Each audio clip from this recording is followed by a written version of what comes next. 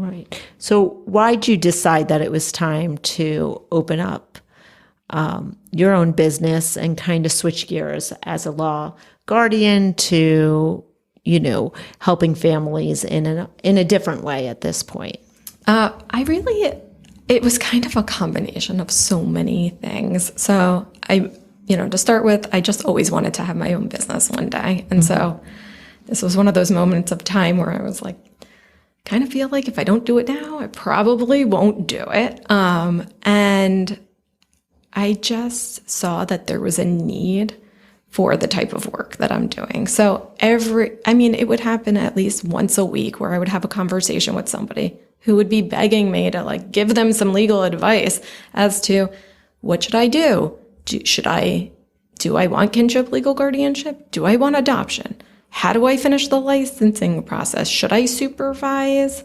Should I, be, allowing extra visits on the side? Should we be doing more phone calls? What do I do, basically? So you were consulting without getting paid for it in some ways. Actually, no, I wasn't, because ethically, I was not allowed to give any of these people advice.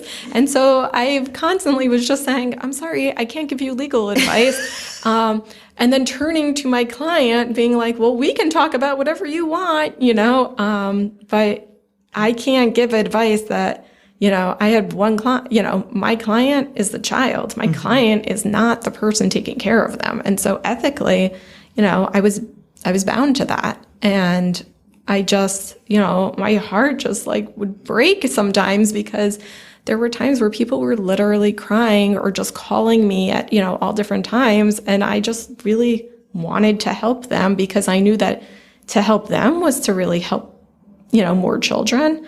But